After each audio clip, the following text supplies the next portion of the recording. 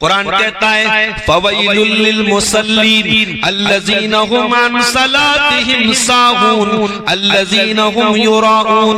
बर्बादी है उन नमाजियों के लिए जो नमाज तो पढ़ते हैं मगर उनका दिल कहीं और होता है, दिमाग कहीं होता है। अल्लज़ीना हुम युराऊन, जो दिखावे के लिए नमाज पढ़ते हैं।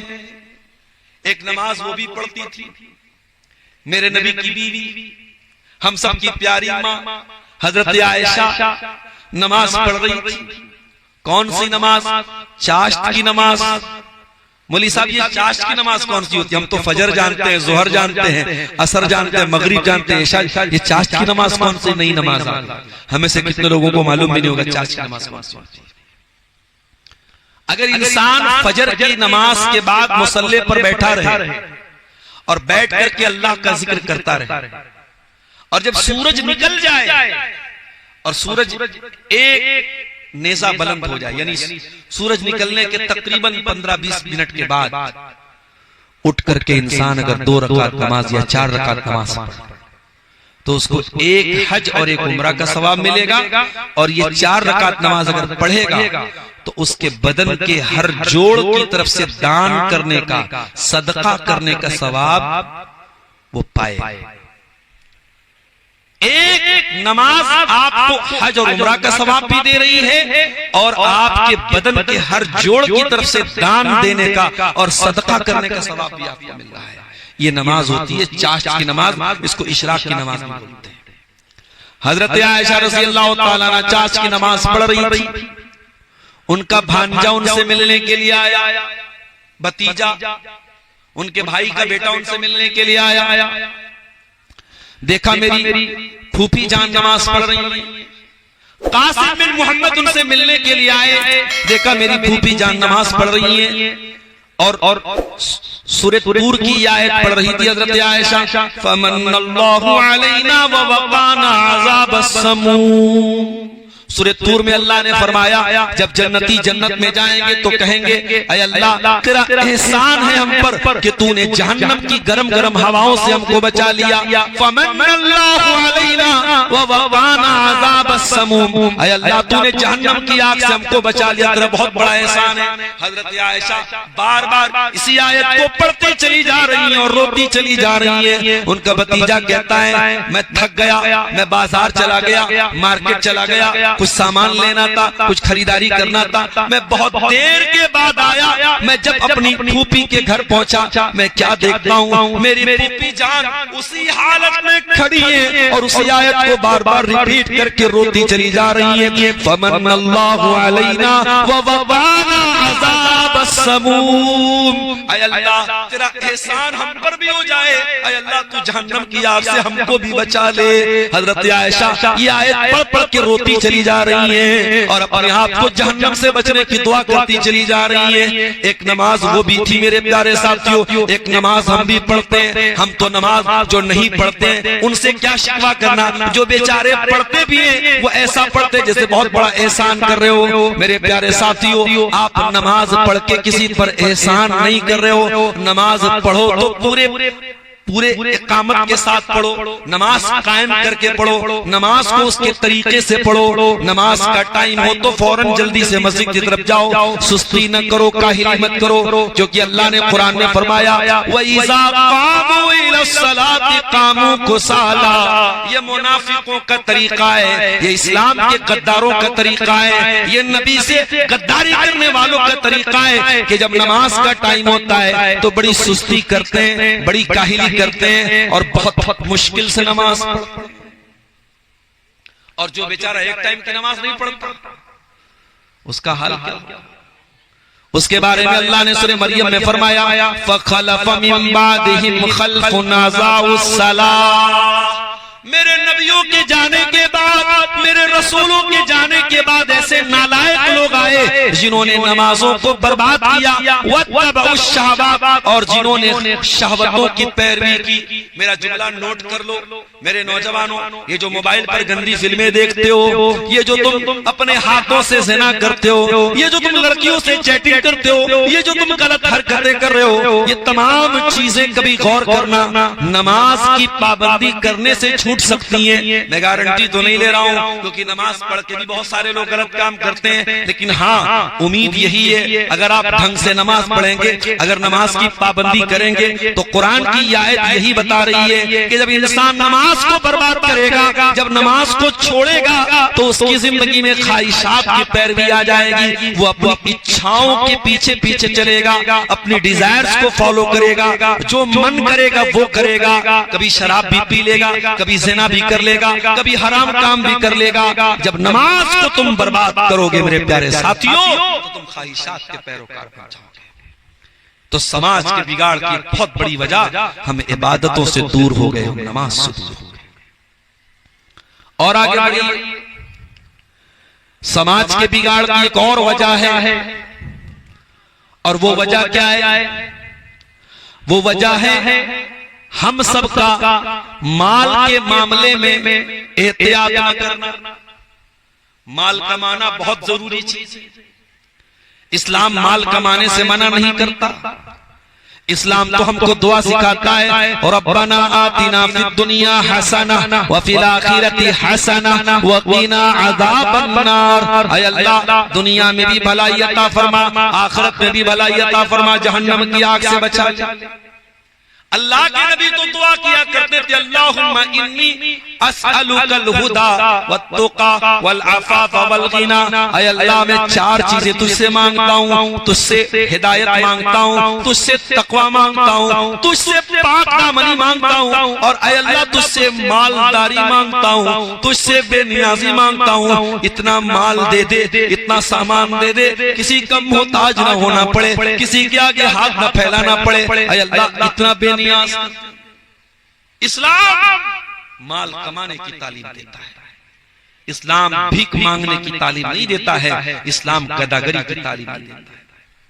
लेकिन हाँ मेरे प्यारे साथियों, इस्लाम ये भी कहता है माल कमाने निकले हो तो ये देखो हलाल तरीके से कमा रहे हो कि हराम तरीके से कमा रहे हो।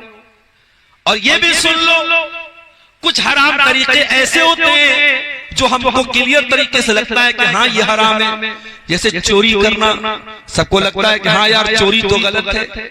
रिश्वत लेना, सबको लगता है हाँ ये गलत है। डाका डालना, सबको लगता है कि हाँ ये गलत है।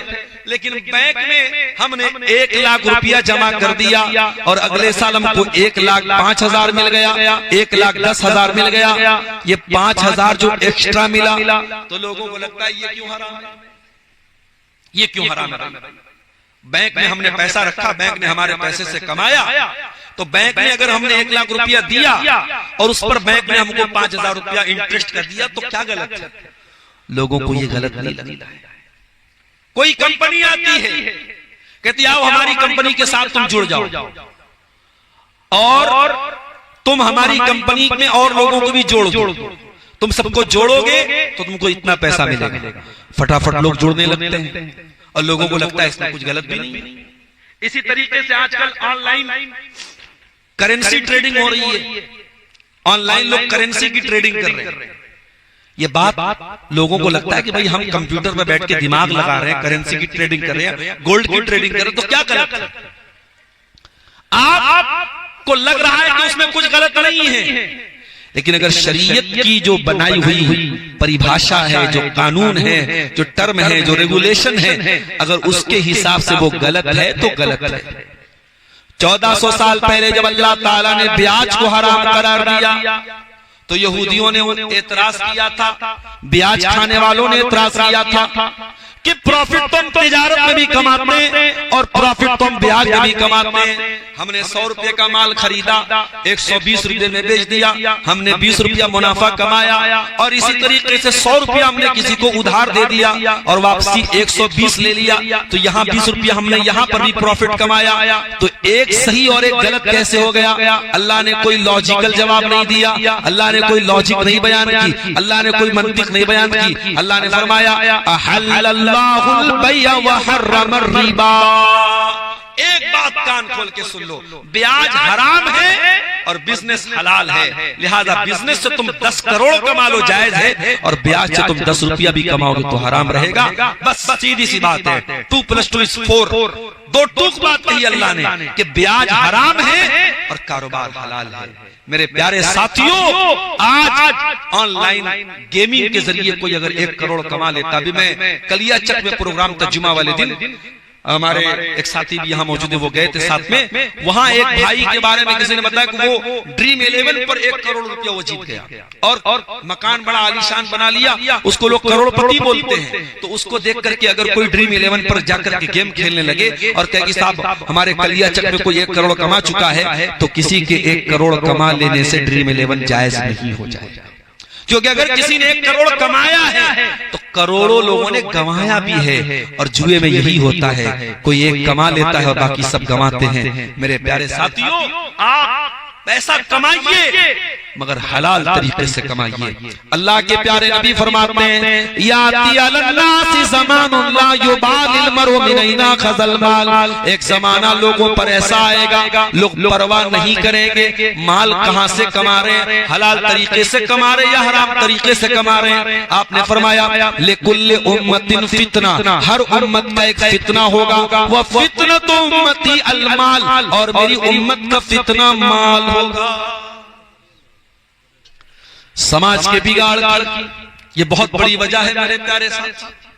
और इसीलिए अल्लाह के रसूल ने अपनी उम्मत को खबरदार किया था और फरमाया था, मल फक्र अख्शा अलैकुम, ऐ मेरी उम्मत के लोगों, मुझे इस बात का डर नहीं है कि तुम गरीब हो जाओगे, वलाकिन अख्शा अन तुबसता अलैकुम दुनिया, मुझे डर इस बात का है कहीं तुम दुनिया परस्त न हो जाओ, कहीं तुम दुनियादार न हो जाओ, कहीं तुम दुनिया के लिए एक दूसरे से लड़ने न लगो। आज बाप के मरने के बाद बाप की वरासत में बहन को हिस्सा देने का हमारे यहाँ कॉन्सेप्ट ही नहीं है, तसव्वुर। विरासत पर तकरीर करो तो लोगों को लगता है कि ये कौन से दुनिया की बात है, हमारे यहाँ तो नहीं दिया जाता।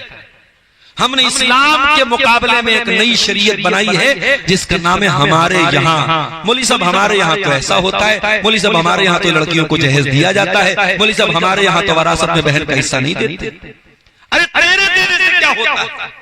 अल्लाह ने कुरान में कह दिया, लिर्रिजालि नसीबुम मिम्मा तरकल वालिदानि वल अक़रबून। जब माँ बाप अपना तरका छोड़ के चले जाएं तो उनके तरके में जैसे बेटे का हिस्सा है वैसे बेटी का भी हिस्सा है। और ये बात याद रखना मेरे प्यारे साथियों, अगर तूने अपनी बहन का हक नहीं दिया है, दुनिया में नहीं दिया है, तो कयामत के दिन तो देना पड़ेगा। यहाँ तो तूने जमीन को हड़पा है, यहाँ तो तूने पैसा लिया है, यहाँ तो तूने माल लिया है, यहाँ तो तूने जेवरात लिया है, लेकिन कयामत के दिन तुझको अपनी नेकियां देना पड़ेगा। अल्लाह के नबी फरमाते हैं, लतुअद्दुन्नल इला अहलिहा, तुम्हें कयामत के दिन लोगों का हक देना पड़ेगा। हत्ता युकादा लिशातिल जलहाई मिनशातिल करना, अगर दुनिया में किसी सींग वाली बकरी ने बगैर सींग वाली बकरी को मारा होगा तो सींग वाली बकरी से भी बदला लिया जाएगा, किसास लिया जाएगा।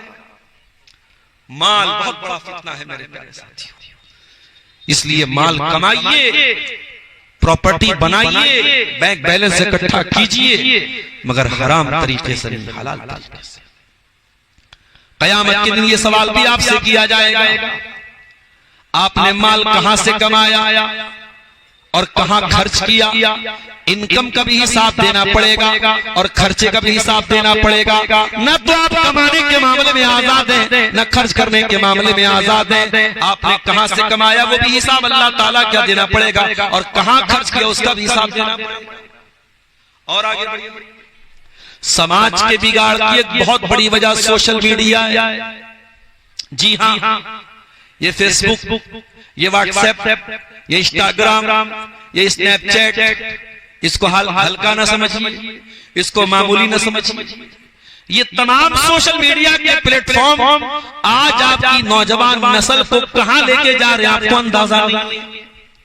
व्हाट्सएप से होने वाली एक चैटिंग, एक लड़का लड़की के बीच में होने वाली नॉर्मल बातचीत, किसी होटल के कमरे में जाकर के जिना पर खत्म हो रही है। ये सोशल मीडिया आपकी नौजवान नस्ल को जिनाकार बना रहा है। ये सोशल मीडिया आपके छोटे छोटे बच्चों को म्यूजिक का और गाने का और नाच का शौकीन बना रहा है। ये सोशल मीडिया आपके घर की बहन बेटियों को, आपको तो ये लगता है कि हमारे घर की लड़की पर्दे में निकलती है, हमारी लड़की तो डायरेक्ट स्कूल जाती है, हमारी लड़की तो डायरेक्ट कॉलेज जाती है, मगर ये सोशल मीडिया आपके घर की बहन बेटियों को कहां कहां डिस्ट्रैक्ट कर रहा है, कहां कहां भटका रहा है, आपको अंदाजा नहीं है। बाप तो ये समझता है मेरी बेटी तो कमरे में अकेली सो रही है, लेकिन सोशल मीडिया के जरिए वो सैकड़ों लड़कों से टच में है और सैकड़ों लड़कों से बातचीत करते हुए वो सो रही है। मेरे प्यारे साथियों, ये सोशल मीडिया आज हराम रिश्तों को समाज में प्रमोट करने का बहुत बड़ा जरिया बन चुका है। इसीलिए मैं बार बार कहता हूं अपनी कौम की बच्चियों से, अपनी बहनों से कि ऐ मेरी कौम की बहनों, मैं मना नहीं करता तुम फेसबुक इस्तेमाल ना करो, तुम व्हाट्सएप न चलाओ, तुम इंस्टाग्राम न चलाओ, मगर दो चीजों का ख्याल रखो। पहली चीज, जब अल्लाह ने तुमको पर्दे में रहने का हुक्म दिया है तो तुम्हें अपनी प्राइवेसी को कहीं भी लीक नहीं करना है। तुम स्टेटस पर या स्नैपचैट पर या इंस्टाग्राम पर अगर अपने फोटोज डाल रही हो तो तुमको ये शोभा नहीं देता, तुमको ये सूट नहीं करता, क्योंकि कुरान जब तुमसे ये कह रहा है वला युबदीना ज़ीनतहुन्ना, ऐ मुसलमान औरत तू अपने बदन की सुंदरता को, अपनी जीनत को, अपनी ब्यूटी को जाहिर न कर। तो ऐ मुसलमान औरत, तेरा चेहरा तो तेरी किताब का टाइटल है, जब तूने चेहरा ही दिखा दिया तो फिर तूने कौन सी जीनत को छुपाया? जब तेरा चेहरा ही दिख रहा है, जब तेरा चेहरा ही खुला है तो फिर पर्दे का क्या मतलब है? तू बेहतरीन नकाब पहन ले, लेकिन अगर चेहरा खुला है तो तूने अपनी जीनत को नहीं छुपाया। और जब तू घर से निकली और बेपर्दा निकली तो समाज के और गांव के चंद लोगों ने देखा, लेकिन जब तूने फेसबुक पर अपना फोटो डाला, जब तूने इंस्टाग्राम पर अपना फोटो डाला तो फिर तो अनलिमिटेड लोग उसको देख सकते हैं। और आज का दौर एआई का दौर है, तेरी फोटो लगा करके कहां यूज की जाएगी, तेरी तस्वीर का कैसा वीडियो बनाया जाएगा तू नहीं जानती है। तो पहला काम तो ये करो मेरी बहनों के, खबरदार सोशल मीडिया पर अपनी कोई तस्वीर मत डालो। और दूसरी बात ये है, अगर कोई लड़का आपसे राहो रस्म बढ़ाने की कोशिश कर रहा है इंस्टाग्राम के जरिए, स्नैपचैट के जरिए, फेसबुक के जरिए, अगरचे वो आपको अपना दीनी भाई, अपना दीनी बहन आपको कह रहा है, अपने आप को दीनी भाई कह रहा है, खबरदार खबरदार, बहुत एहतियात करना, किसी प्यार और मोहब्बत के झांसे में ना आना। ये प्यार का नारा लगाकर और प्यार का नाम लेकर के ये लोग तुम्हारी इस्मत और इज्जत को लूटना चाह रहे हैं। इनका हाथ तुम्हारी इज्जतों पर, ये अपना हाथ तुम्हारी इज्जत पर डालना चाह रहे हैं। मेरी प्यारी माँ बहनों, सोशल मीडिया को अपनी इस्मत और इज्जत को लुटवाने का जरिया मत बनने देना। नबी अकरम ने फरमाया ला यखलुवन्ना रजुलुन बिइम्रातिन इल्ला वसालिसुहुम अश-शैतान, खबरदार कोई मर्द किसी औरत के साथ अकेले में न रहे वरना तीसरा शैतान होगा। ओ मेरी प्यारी बहनों, जब तुम व्हाट्सएप पर किसी लड़के से चैटिंग कर रही हो तो वहां पर भी तीसरा शैतान है। जब तुम्हारे फेसबुक मैसेंजर पर कोई आकर के सलाम कर रहा है वहां पर भी तीसरा शैतान है। जब स्नैपचैट पर तुम किसी लड़के को अपना फोटो भेज रही हो वहां पर भी तीसरा शैतान है। तीसरा शैतान हर जगह मौजूद है। यहां तक के मौलवी साहब कुरान पढ़ाने आ रहे हैं, लड़की जवान हो चुकी है, 13-14 साल की बालिग लड़की हो चुकी है, उनका किसी मर्द का और खासतौर से जवान मर्द का करके कुरान पढ़ाना ये भी गलत है। सुन लो मेरी बात, हो सकता है आपके यहाँ इसको गलत ना समझा जाता हो, मगर शरीयत की नजर में ये गलत है। एक जवान लड़की को किसी जेंट्स का, वो भी अकेले में आकर के ट्यूशन पढ़ाना ये गलत है। और हदीस की रोशनी में वहां पर भी तीसरा शैतान है और बहुत सारे कांड हो चुके हैं, बहुत सारी घटनाएं घटित हो चुकी हैं। मेरे प्यारे साथियों, सोशल मीडिया आज हराम खलवतों का बहुत बड़ा जरिया बन चुका है। बहुत आसान है मजलिस में माज अल्लाह और सुभान अल्लाह कह देना, लेकिन खलवत में, तन्हाई में गुनाहों से बचना बहुत मुश्किल है मेरे प्यारे साथियों। इसीलिए अल्लाह के प्यारे नबी फरमाते हैं, मेरी उम्मत के कुछ लोग कयामत के दिन ऐसे भी आएंगे जो पहाड़ों के बराबर नेकियां लेकर के आएंगे, लेकिन अल्लाह ताला उनकी नेकियों को हवा में उड़ा देगा। साहबा ने पूछा, अल्लाह के नबी कौन लोग होंगे? आपने फरमाया, वो नमाज भी पढ़ेंगे, वो रोजा भी रखेंगे, वो इबादत भी करेंगे, वलाकिन्नहुम इज़ा खलौ बिमहारिमिल्लाहि इंतहकुहा, लेकिन जब वो अकेले में होंगे, तन्हाई में होंगे, तो गुनाह करेंगे, वो हराम काम करेंगे, वो नाजायज काम करेंगे। इस मोबाइल को, इस सोशल मीडिया को अपनी नेकियों को बर्बाद करने का जरिया मत बनाओ। और मेरे नौजवानों, टाइम पास करने का बहुत बड़ा जरिया आज मोबाइल हो चुका है, सोशल मीडिया हो चुका है। फेसबुक पर कई घंटे हमारा नौजवान लगा रहता है, रील्स पर रील्स देख रहा है। अच्छा, जो रील आप ज्यादा देखेंगे, फेसबुक वही रील आपको बार बार दिखाएगा। ये जो कुछ लोग कहते हैं ना, मेरे मोबाइल पर गंदी गंदी रील आने लगी, गंदी गंदी ऑटोमेटिक नहीं आती, माफ करना। फेसबुक का सिस्टम ऐसा है, सोशल मीडिया का सिस्टम ऐसा है कि वो ये गौर करता है कि आप क्या देखना चाहते हैं।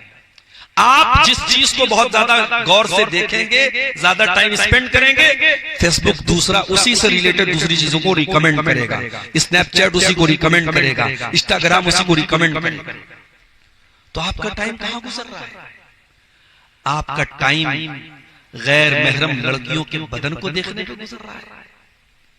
आपका टाइम ज़िनाकार और बदकार औरतों के जिस्म की नुमाइश को देखने में गुजर रहा है। आपका टाइम वल्गर और बेहयाई किस्म की वीडियोस और चीजों पे गुजर रहा है। ये टाइम इतनी हकीर चीज तो नहीं है मेरे प्यारे साथी। इस टाइम की अल्लाह ने कसम खाई है कुरान में, वल अस्र इन्नल इंसान लफी खुस्र। टाइम की कसम, समय की कसम, जमाने की कसम, इंसान सबसे ज्यादा घाटे में है, क्योंकि इंसान अपने टाइम को गलत जगह इस्तेमाल करता है, बर्बाद करता है। और जो इंसान अपने समय को गलत जगह बर्बाद करे, उससे बड़ा खसारे में कोई नहीं है। इसीलिए अल्लाह के प्यारे रसूल फरमाते हैं, नेमतान मगबूरुन फीहिमा कसीरुम मिनन नास। दो नेमतें ऐसी हैं कि लोग उनकी कदर नहीं करते, एक तंदुरुस्ती की नेमत और दूसरे समय की नेमत। आज आप मोबाइल पर अपना समय बर्बाद कर रहे हो, कल आप समय की जरूरत पड़ेगी अच्छे काम के लिए, आपके पास समय नहीं होगा। आज आपको अल्लाह ने पैसा दिया, हज कर सकते हो, उम्रा कर सकते हो, आप नहीं कर रहे हो। कल हड्डियां कमजोर हो जाएंगी, व्हील चेयर पे आपको हज करने, उम्रा करने जाना पड़ेगा, तो आप पछताएंगे कि काश मैंने पहले हज कर लिया होता, पहले उम्रा कर लिया होता। मेरे प्यारे साथियों, अपनी जवानी की और अपने समय की कदर करो। और आगे बढ़िए। समाज के बिगाड़ की एक बहुत बड़ी वजह हमारे रिश्तों की, हमारे खानदान में रिश्तों का टूट जाना। हर गांव में, हर घर में कहीं भाई भाई से नाराज है, कहीं चचा भतीजे से नाराज है, कहीं बाप बेटे से बातचीत बंद करके बैठा है, कहीं माँ बेटे में बातचीत बंद है, कहीं सास और बहू में ठनी हुई। मेरे प्यारे भाइयों, मेरी प्यारी माँ और बहनों, ये बात याद रखो कि जो हमारे रिश्तेदार होते हैं, और खास तौर से रिश्तेदार कौन होते हैं? जो माँ बाप के जरिए जो रिश्ते हमसे जुड़ते हैं। जैसे माँ के जरिए कोई हमारी नानी है, कोई नाना है, कोई खाला है, कोई खालू है, ये सब रिश्ते माँ के जरिए जुड़ते हैं। बाप के जरिए कोई चाचा है, कोई ताया है, कोई दादा है, कोई दादी है, कोई फूफी है, ये सब रिश्ते बाप के जरिए जुड़ते हैं। तो जो रिश्ते माँ बाप के जरिए बनते हैं, इनको अरहाम कहते हैं, अरहाम। और ये रिश्ते अगर इनको आप तोड़ेंगे, अगर आप रिश्तों को तोड़ेंगे, तो अल्लाह क्या आपको बहुत जबरदस्त पकड़ होगी। अल्लाह ताला क्या, अल्लाह के नबी हर खुतबे में सूरह निसा की पहली आयत पढ़ते थे, और उस आयत में ये आयत भी आप, ये टुकड़ा भी आप सुनते हैं, फत्तकुल्लाहल्लज़ी तसाअलून बिही वल अरहाम। ऐ मेरे बंधु, अल्लाह से डरो और रिश्तों को तोड़ने से डरो, रिश्तों को न तोड़ो। अपनी औलाद से रिश्ता तोड़ देने वालों, औलाद से अगर कुछ गलती भी हो जाए तो रिश्ता न तोड़ो। ओ अपने माँ बाप से रिश्ता तोड़ने वालों, माँ बाप अगर अन्याय भी कर दे, अत्याचार भी कर दे, तो माँ बाप से रिश्ता न तोड़ो। ओ भाई भाई से रिश्ता तोड़ने वालों, एक ही माँ माँ के पेट में दोनों पैदा हुए, एक ही माँ का बाप का खून दोनों के बदन में दौड़ रहा है। बचपन में साथ में खेले भी थे, बचपन में एक दूसरे के लिए थप्पड़ भी खाया था, और आज जवान हो गए तो जमीन के लिए भाई से लड़ रहा है, जायदाद के लिए भाई से लड़ रहा है। अरे ये जमीन यही छोड़ के जाएगा, ये जायदाद यही छोड़ के जाएगा, ये माल यही छोड़ के जाएगा। जाकर के भाई को गले लगा ले, जाकर के बहन से अपना शिकवा दूर कर ले। रिश्तों को तोड़ने वाले न बनो, जोड़ने वाले बनो। रिश्तों को जोड़ने वाले बनो मेरे साथ। अल्लाह ने जब दुनिया को पैदा किया तो रिश्ता खड़ा हो गया, और रिश्ता अल्लाह ताला के दामन में जाके पनाह ले लेता है और कहता है कि अल्लाह, अगर दुनिया में कोई रिश्ता तोड़ेगा तो तेरी ही पनाह लेगा। तो अल्लाह ने रिश्ता से कहा, अमा तर्दीना अन असिल मन वसलके व अक़ता मन क़ताके, ऐ रिश्ता, क्या तू इस बात पर खुश नहीं है कि जो तुझे जोड़ेगा मैं उसे जोड़ूंगा, जो तुझे काटेगा मैं उसे काटूंगा। रिश्तों को काटने वाले न बनो मेरे साथ। और एक बात बोलता हूं, दुनिया में आज जमीन की बड़ी वैल्यू है। इसी बिहार में किसी अच्छी जगह आपको जमीन मिल रही हो, कीमती जमीन मिल रही हो, और कोई कहे कि मौलवी साहब आपको हम जो है एक हिस्सा या इतनी जमीन हम आपको दे रहे हैं, तो आप तो बड़े खुश हो जाएंगे, साहब हमको कीमती जमीन मिल रही है। आओ, दुनिया की सबसे कीमती से कीमती जगह जिसके सामने फेल है, बेकार है, वो जन्नत है मेरे प्यारे साथ। जन्नत में एक स्क्वायर फीट का एरिया, एक कोड़ा रखने की जगह, अल्लाह के नबी फरमाते हैं दुनिया की तमाम नेमतों से बेहतर है। उस जन्नत में एक महल आपको मिलेगा, बस एक काम करना है। क्या काम करना है? आपको अपनी नाक को कुर्बान करना है, अपने अहंकार को कुर्बान करना है, अपने ईगो को कुर्बान करना है। अल्लाह के नबी फरमाते हैं, अना ज़ईमुन बिबैतिन फी रबदिल जन्नह, मैं जन्नत में एक मकान की गारंटी देता हूँ उस इंसान को, लिमन तरकल बिरा व इन काना मुहिक्कन, जो हक पर होने के बावजूद झगड़ा छोड़ दे। आप सही है, सामने वाला गलत है, आपको पता है कि मैं सही हूँ और वो गलत है, लेकिन झगड़ा खत्म हो जाए। झगड़े को खत्म करने के लिए आप जाके गले मिल लेते हैं, बात खत्म कर लेते हैं, तो बदले में अल्लाह के नबी फरमाते हैं कि आपको जन्नत में महल मिलेगा। मेरे प्यारे साथियों, अगर अपनी झूठी नाक और झूठी शान और झूठा अहंकार कुर्बान करके हमको जन्नत में अगर महल मिल रहा है, तो ये कोई घाटे का सौदा नहीं। ये अहंकार लेके कहां जाओगे? अरे इसी मिट्टी से पैदा हुए थे, मिनहा खलकनाकुम मिनहा खलकनाकुम व मिनहा नुखरिजुकुम व फीहा नुईदुकुम तारतन उखरा। इसी मिट्टी से हमने तुमको पैदा किया है, इसी मिट्टी से निकालेंगे और इसी मिट्टी में तुमको दोबारा हम लौटाएंगे। इसी मिट्टी से तुम पैदा हुए थे और मरने के बाद इसी मिट्टी में दोबारा जाओगे और कयामत के दिन इसी मिट्टी से निकलोगे। ऐ मिट्टी से पैदा होने वाले इंसान, अहंकार क्यों करता है, गुरूर क्यों करता है? I am something, I am better than him, मैं हूँ, मैं कुछ हूँ। अरे छोड़ दे ये सब कहना, तू कुछ नहीं है, तू मुश्ते खाक है, तू मिट्टी से पैदा होने वाला हकीर इंसान है। ऐ इंसान, तकब्बुर न कर, गुरूर न कर, अहंकार न कर, गले मिल जा, भाई को जाके गले मिल जा, बहन से जाके अपना शिकवा खत्म कर दे। मेरी प्यारी माँ और बहनों, आज आपके दरमियान घरों में भाई भाई मिलजुल के रहते हैं। जब घर में बहुएं आती हैं, चार घर की बहुएं आती हैं, चार तरह की आती हैं, तो भाई भाई में भी झगड़ा शुरू हो जाता है। अरे ठीक है, सबका मिजाज एक जैसा नहीं रहता है। बड़ा भाई अगर ये सोचता है कि छोटा भाई 100% मेरे मन के मुताबिक हो जाए, पॉसिबल नहीं। छोटा भाई ये सोचे बड़ा भाई 100% मेरे मन के मुताबिक हो जाए, नहीं हो सकता है।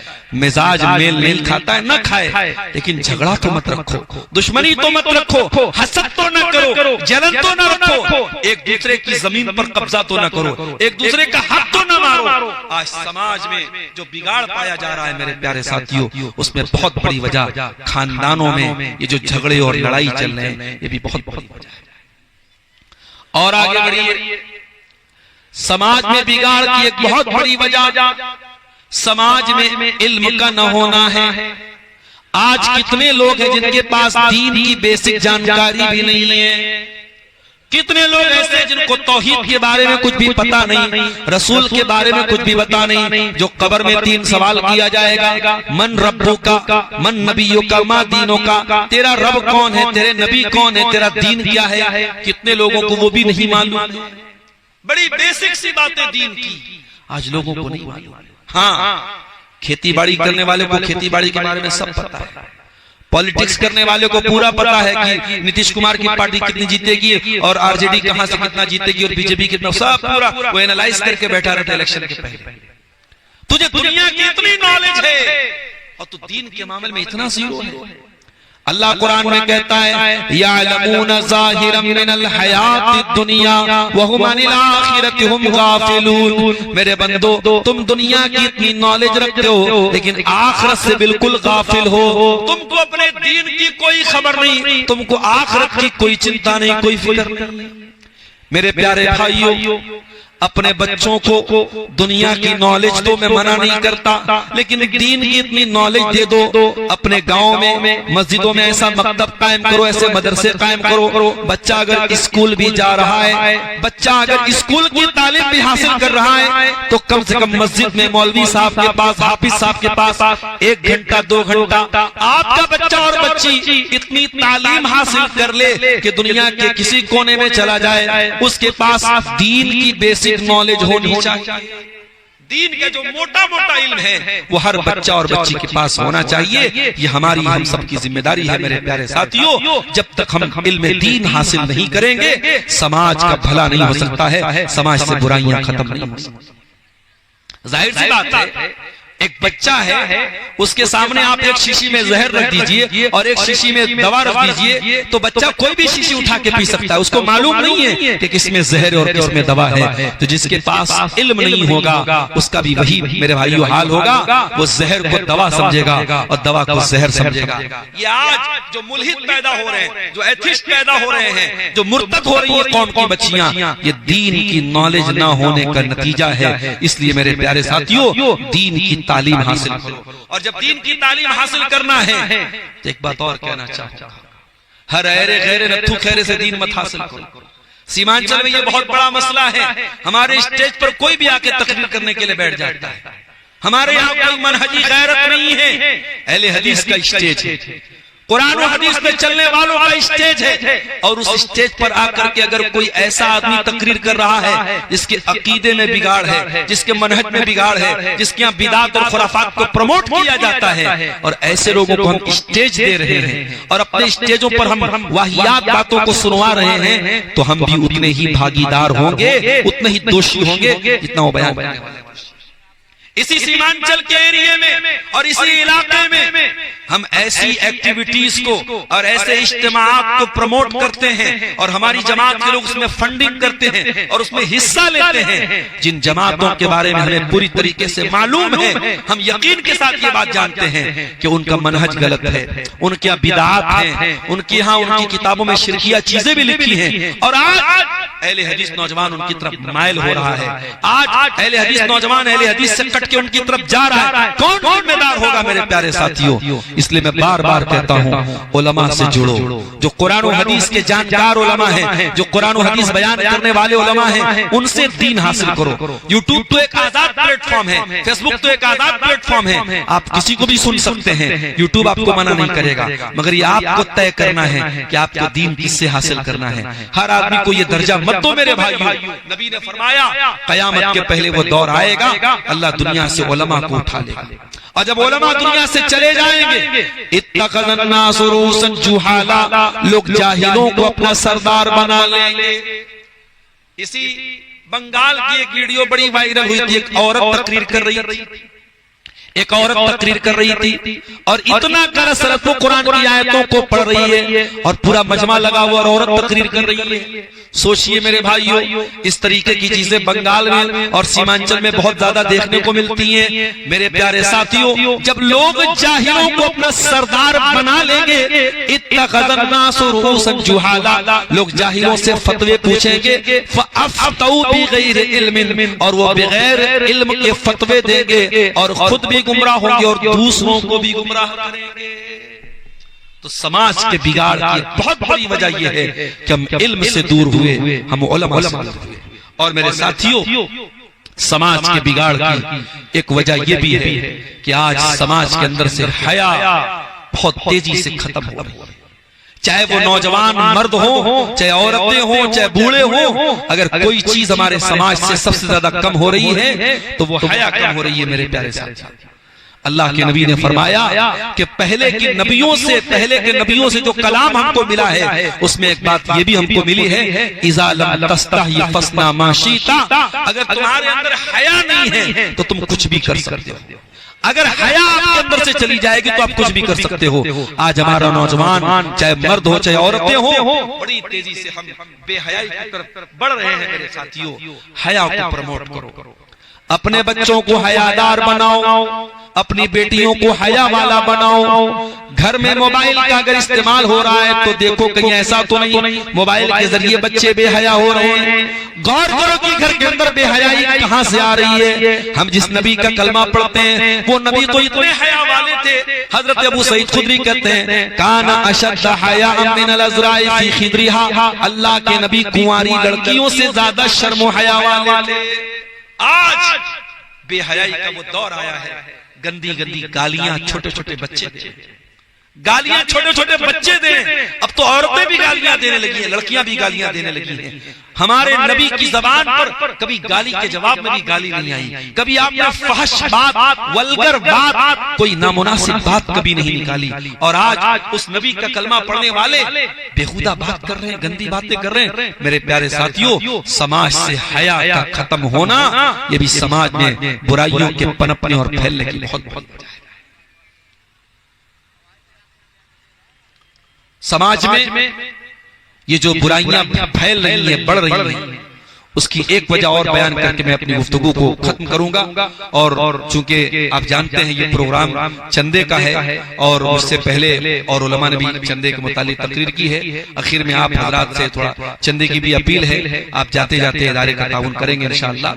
आखिरी बात मेरे प्यारे साथी, समाज में जो बुराइयां हैं, जो बदअखलाकियां हैं, उसकी एक बहुत बड़ी वजह समाज के अंदर नशे का बढ़ता हुआ रुझान। आप अंदाजा नहीं लगा सकते कि हमारा नौजवान कितना ज्यादा नशे का शिकार हो रहा है। शराब की मात्रा और इसी तरीके से ड्रग्स की मात्रा जितनी मुसलमान इलाकों में इस्तेमाल होने लगी है, ये हमारी पेशानियों पर बल लाने वाली बात है। आज आपका ये इलाका अररिया, पूर्णिया, किशनगंज का इलाका जो मुस्लिम अक्सरियत का इलाका है, आज इन इलाकों में भी शराब और नशे का रुझान बड़ी तेजी से बढ़ रहा है मेरे साथी। और जब समाज में नशा बढ़ेगा तो क्राइम भी बढ़ेगा। ये 5-5 साल की बच्चियों का जो रेप हो रहा है, ये अपनी महबूबा को रेप करने के बाद जो कत्ल करके उसके बदन के टुकड़े किए जा रहे हैं, ये सब नशे की देन, ये सब नशे की देन है। और ये बात याद रखो, इस्लाम ने शराब को सिर्फ हराम नहीं करार दिया। इस्लाम ने जब शराब को हराम किया तो अल्लाह ने कहा रिज्सुन, ये गंदी चीज। अल्लाह डायरेक्ट बोल देता शराब हराम है, अल्लाह ने कहा रिज्सुन, गंदी चीज है। मीना अमल शैतान, ये शराब शैतान की चीज है, शैतान का काम है। फजतनिबू, शराब से बचो, जुआ से बचो, लअल्लकुम तुफ्लिहून, तभी तुम कामयाब हो सकते हो। जब तक तुम शराब से नहीं बचोगे, जब तक तुम नशे से नहीं बचोगे, तुम कामयाब नहीं हो सकते। मेरे नौजवानों, अगर आप में से कोई शराब के या किसी भी तरीके के नशे में मुब्तला है, अल्लाह के वास्ते तौबा कर लो। ये रात का वक्त है, जाकर के अल्लाह के सामने गिड़गिड़ा लो, माफी मांग लो और हर किस्म के नशे से अपने आप को दूर कर लो मेरे साथियों। उस्मान गनी कहते हैं इन्नल खम्र उम्मुल खबाइस, ये शराब तमाम गंदगियों की जड़ है, तमाम बेहयाइयों की जड़ है, तमाम बुराइयों की जड़ है। जो शराब पी लेगा वो कत्ल भी कर सकता है, वो जिना भी कर सकता है, वो कुछ भी अपनी जबान से निकाल सकता है। मेरे प्यारे साथियों, शराब और नशे को आज अपने समाज से हमें उखाड़ के फेंकना है। अगर किसी घर में कोई लड़का शराब पी रहा है, या तो उसका बाइकआउट करो या फिर उसका इलाज करवाओ या ऐसी कोई सख्ती करो। हर गांव में इस तरीके का सख्ती का माहौल पैदा किया जाए कि कोई नशा करने के पहले 1000 बार सोचे। मेरे प्यारे साथियों, जब तक अपनी नौजवान नस्ल को हम नशे से दूर नहीं करेंगे, हम समाज की बुराइयों को खत्म नहीं कर सकते हैं। मेरे अजीजों, समाज में पाई जाने वाली बुराइयों के ताल्लुक से ये चंद बातें मैंने आपके सामने बयान की हैं। आज का ये प्रोग्राम जो खोरागाज की इस धरती पर हर साल तकरीबन होता है और मदरसे का ये प्रोग्राम है और ये मदरसा आपके इलाके का कदीम इदारा है और काफी तादाद में यहाँ बच्चे पढ़ रहे हैं और 70-80 के करीब मुझे जैसा कि बताया लोगों ने कि यहाँ बच्चे वो हैं जो हॉस्टल में भी रहते हैं और वो उनकी तालीम का इंतजाम यहाँ मदरसे की तरफ से किया गया है। मैं आप सबसे अपील करता हूँ कि आप इस इदारे का ताउन करें और माए बहनें भी जो मौजूद हैं, मैं जानता हूँ सर्दियों की रात है और बड़े सब्र के साथ और सुकून के साथ आप बैठे रहे और अब तक आपने तकरीरों को सुना है। मेरे प्यारे भाइयों और बहनों, आप जरूर आगे बढ़ करके इस इदारे का ताउन करें। जिम्मेदारों से मेरी अपील है कि खवातीन के दरमियान भी और मर्दों के दरमियान भी चादर घुमा दें ताकि जिसको जो ताउन करना है वो इदारे का करता रहे। अभी हमारे बाद इसी इलाके के कटिहार के सरजमीन के आपके बड़े पसंदीदा मुकर्रिर हैं और वो चंदा भी बहुत खूबसूरत करते हैं और नज़में भी बहुत अच्छी पढ़ते हैं।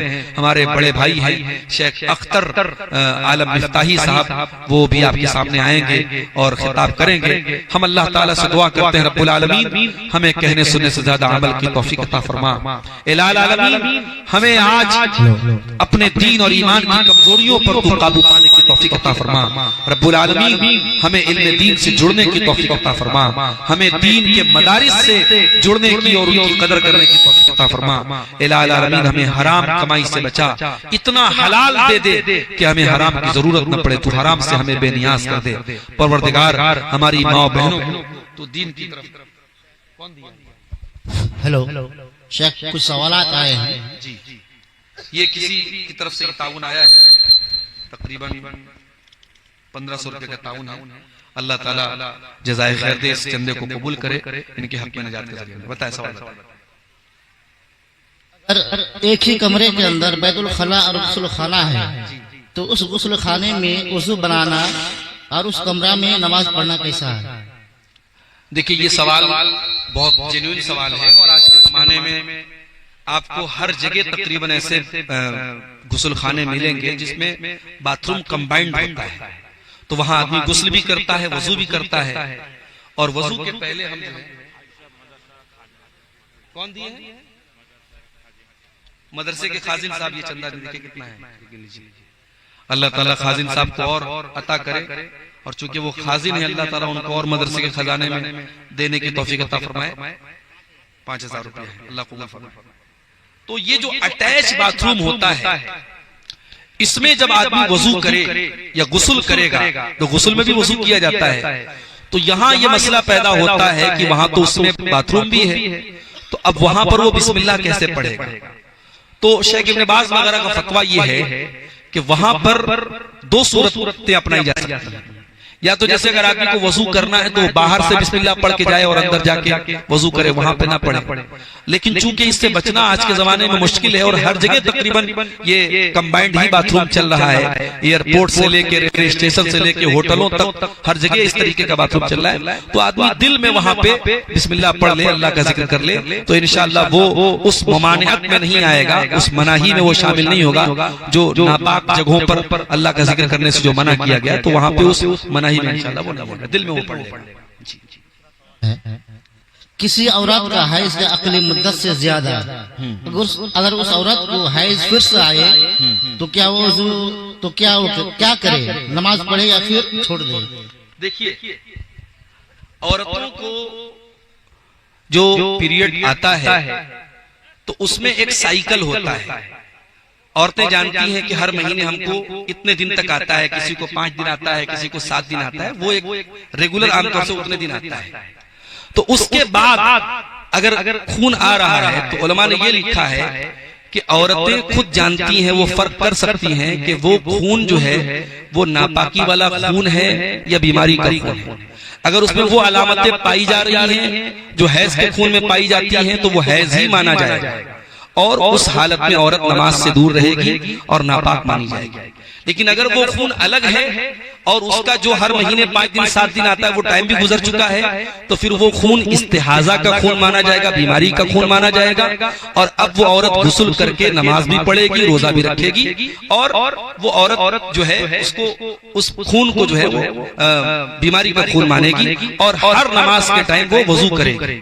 यानी अगर वजू बाकी है तब भी वो वजू करेगी, लेकिन उसको अब गुस्ल करने की जरूरत नहीं, वो नापाक नहीं है, और नमाज भी उसको पढ़ना है, रोजा भी उसको रखना है। जी हेलो, आज के इस दौर में हिंदुस्तान के अक्सर इलाके में तबलीगी जमात के लोगों के जरिए इज्तिमा इनकाद किया जाता है, उसमें इज्तिमाई दुआ भी किया जाता है। ऐसी मजलिस में शिरकत करना कैसा है? कुरान और हदीस की रोशनी में मदल्लल जवाब अता फरमाए। देखिए, तबलीगी जमात या किसी मसलक का नाम लेना तो मैं मुनासिब नहीं समझता हूँ।